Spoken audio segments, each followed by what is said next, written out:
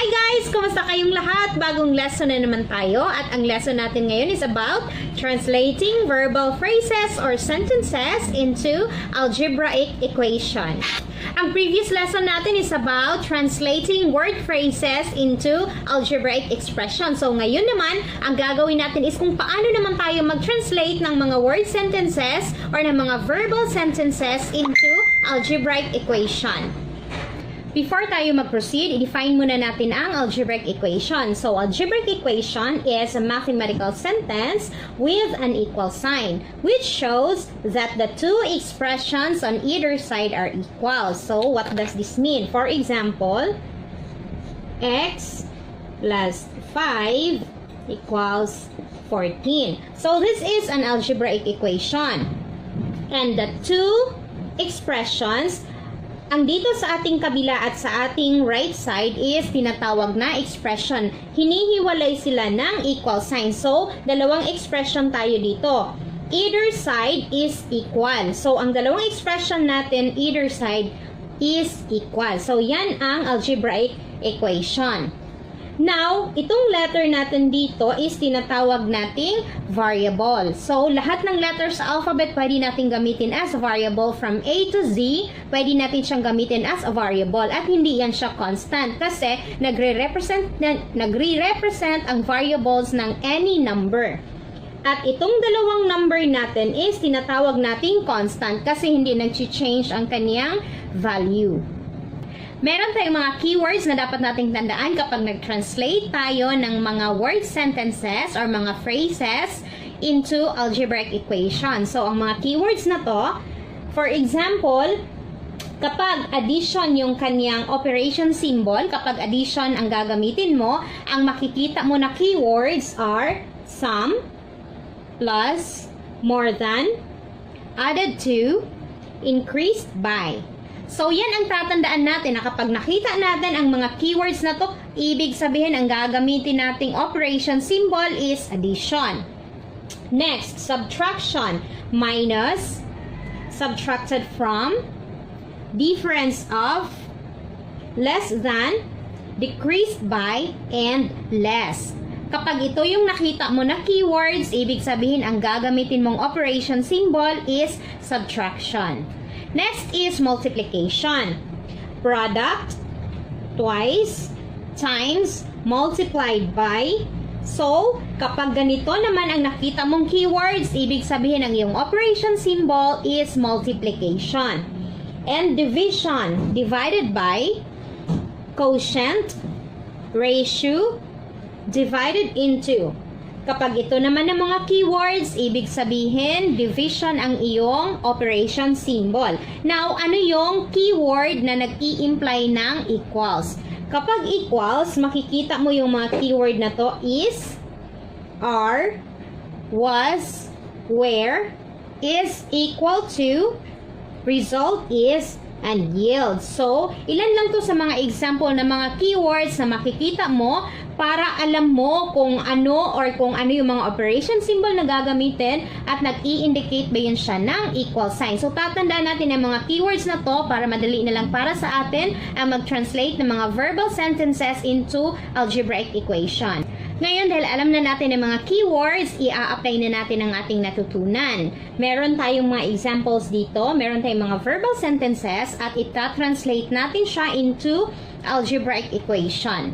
Number 1, the sum of a number and 2 is 10. So, the sum, based on our keywords, ibig sabihin ng ating operation symbol is addition. The sum of a number, gaya nga ng sabi ko, a number is pwede siyang i-represent as a variable. So, kahit na anong variable galing sa ating alphabet, kahit na A to Z, kahit saan doon is pwede natin siyang gamitin. So, a number, the sum of a number, ipagpalagay natin na ang ating number is n plus the sum of a number and 2.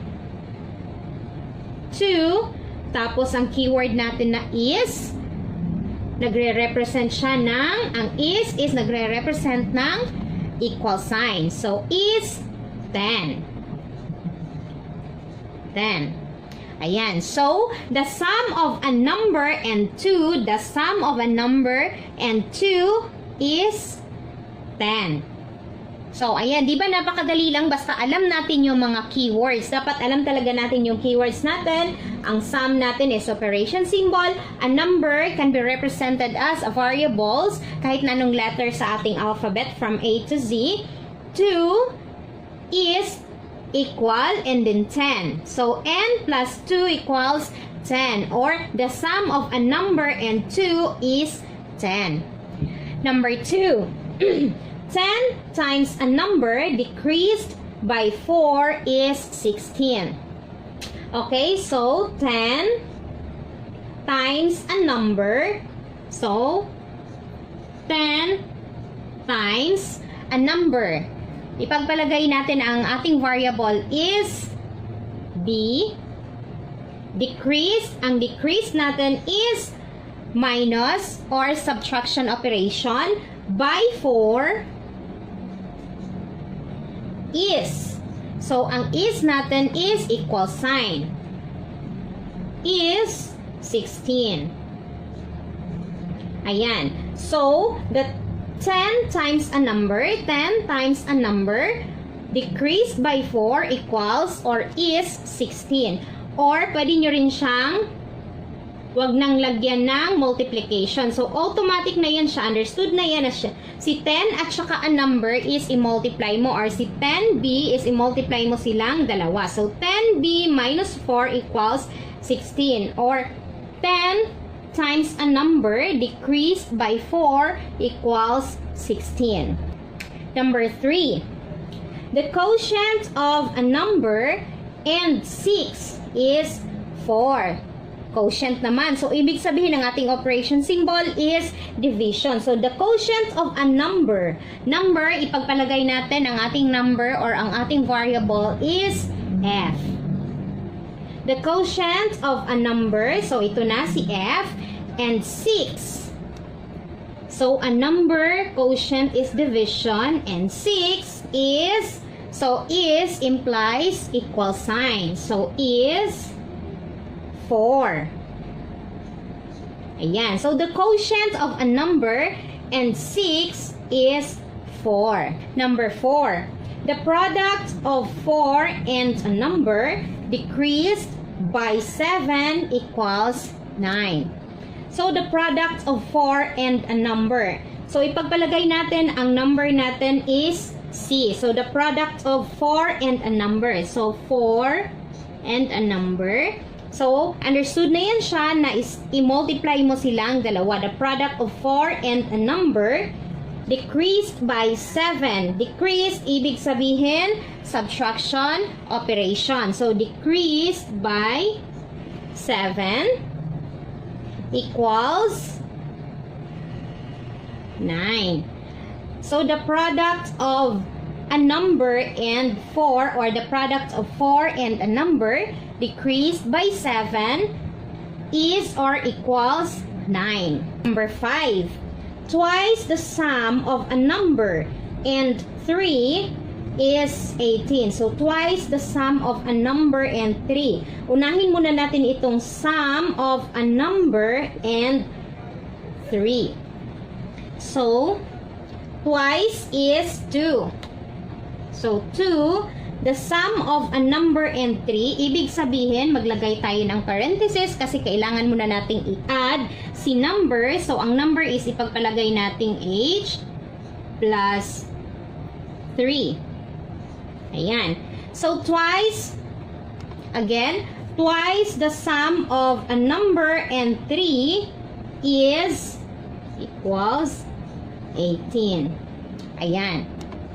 Ayan, di ba napakadali lang mag-translate ng verbal sentences into algebraic equation basta alam natin yung mga keywords na dapat nating tandaan para makapag-translate tayo ng algebraic equation.